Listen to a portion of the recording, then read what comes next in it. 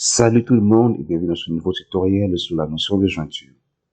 Alors l'exemple est relativement très simple. Je dispose d'une base de données qui est tuto jointure et dans cette base de données, je dispose de deux tables.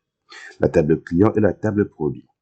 Au niveau de la table client, j'ai l'idée du client. Donc chaque client a une idée, un nom, un poste nom, une adresse email et donc l'adresse de résidence. Au niveau de la table produit, et chaque produit aussi possède une idée, un nom et l'idée du client. Donc l'idée du client qui appartient à la table client. Et chaque produit, enfin, je vais diviser ces deux en deux. Hop, hop et hop. Donc, au niveau de ma table produit, là j'ai la table client. Au niveau de la table client, chaque client a une idée, un nom, un poste nom, l'adresse mail et l'adresse de résidence. Au niveau de la table produit, chaque produit a une idée, un nom et l'idée du client. Donc là, précisément, on voit le client qui possède l'idée 5 a acheté un produit qui s'appelle Manioc et le montant qui est de 3000 francs. Si on revient ici au niveau de la table client, on a le client qui a l'idée numéro 5 correspond à Benoît. Donc, à poste comme nom Benoît et poste nom Ben. Et son adresse mail est à ce niveau et ainsi que son adresse.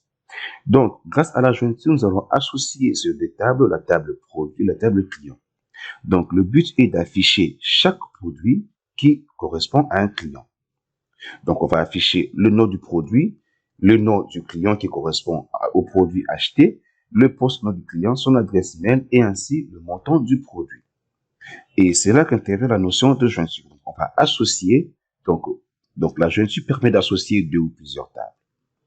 Donc, à ce niveau maintenant, au niveau de WebDev, là, j'ai préparé déjà une table qui est là, qui a des colonnes, donc produit, montant, nom du client, poste, nom du client, email du client, adresse du client. Donc, on va pas afficher l'idée du client ni l'idée du produit.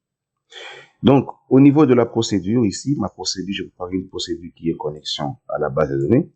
Donc là, je dispose des serveurs utilisateurs, password, BDD et mode de connexion pour se connecter à ma base de données qui est là, à ce niveau, hop, là, une base de données qui est tuto jointure. Et donc, là, j'ai utilisé la fonction SQLConnect pour me connecter maintenant à la base de données. Et donc, au niveau ici, je vais appeler, hop, CNX BDD. Je vais mettre un petit peu de commentaire.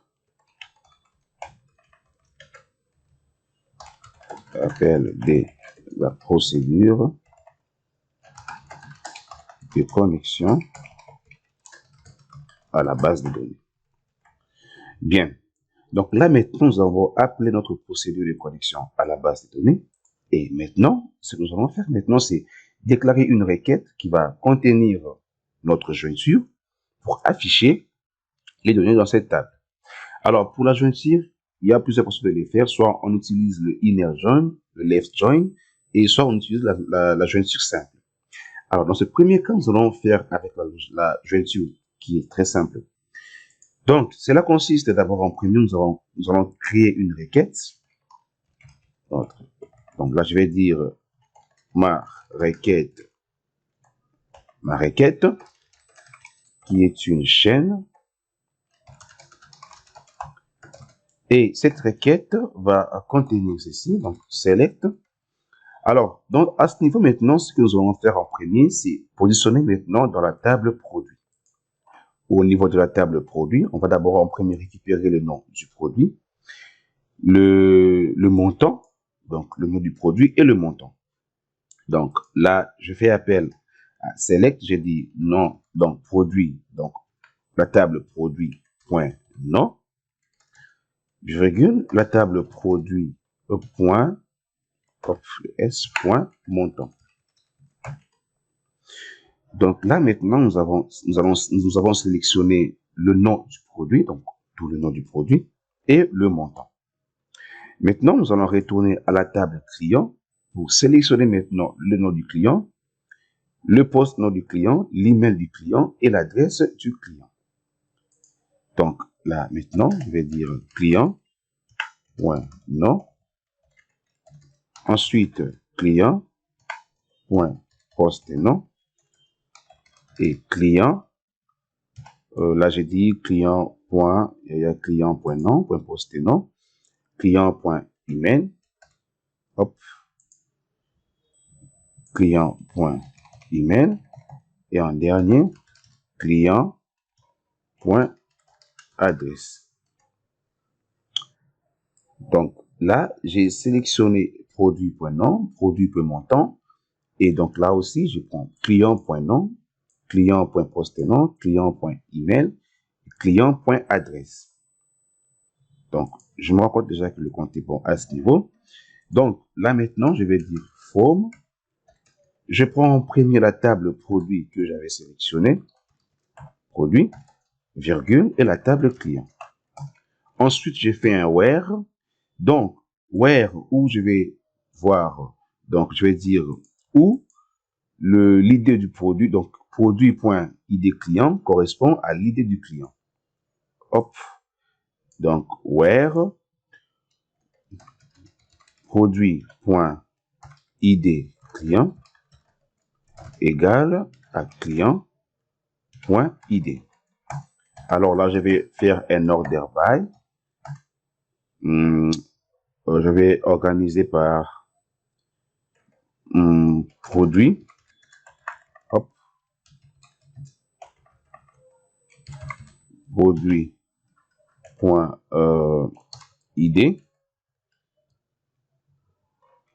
Donc, de manière décroissante. Hop.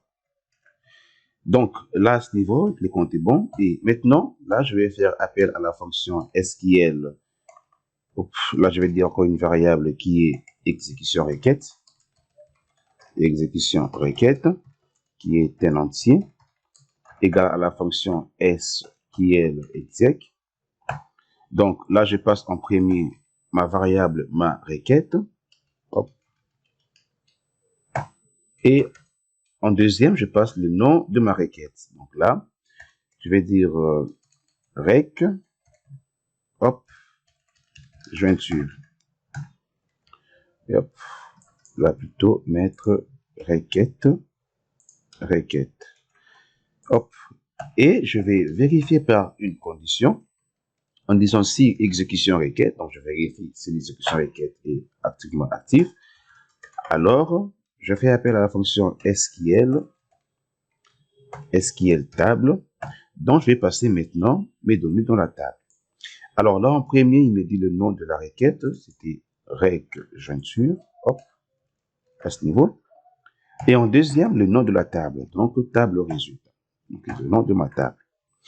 Sinon, si la requête n'a pas fonctionné, hop, sinon, on va afficher un petit message d'erreur en disant info, résultat, hop, non valide. Hop. Et là, en dernier, je vais faire appel à la fonction SQL ferme pour fermer ma requête. Hop.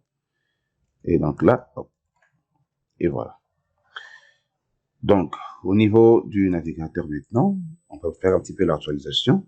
Et hop. Alors là, maintenant, on obtient un produit qui est J, donc qui est égal, donc le montant qui est de 50 francs. Le nom du client, Chris, et le poste nom Loïc. Ensuite, l'email du client et son adresse.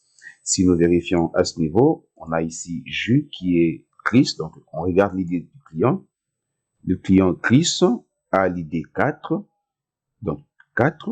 Et là, au niveau de la table produit, on regarde l'idée 4 du client et quoi il a acheté. Voilà, 4 du client. Donc, l'idée 4 du client et acheter un jus. Donc, il a acheté un jus. Donc, ce qui correspond à l'idée du client Chris. Hop. Donc, là, à ce niveau, si on vérifie le deuxième, on a ici John qui a acheté le café à 65 €. Donc, qui a le nom John, poste-nom John et son email est là.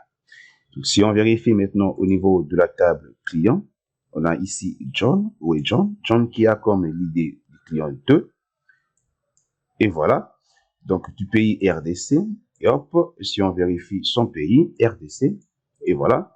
Donc, au niveau maintenant de la table produit, John a l'idée 2. Et si on regarde au niveau de la table produit, l'idée du client qui est 2 correspond au produit café. Et comme montant 65 francs. Et donc là, ça correspond pareil. Donc, je pense qu'on a fait le tour avec vous dans ce petit tutoriel sur la jointure de table. Donc, on a associé deux tables, la table client et la table produit, pour ensuite afficher tout le produit qui correspond à un client. Donc, chaque client qui a acheté un produit, ce qu'on aurait obtenu comme résultat, c'est d'avoir tout le produit dont le client a acheté. Donc, ainsi, inclure aussi le nom du client, son poste et nom, son email et son adresse. Eh bien, je vous donne rendez-vous dans le prochain tuto sur la jointure de table. Là, on verra avec le inner join et le left join.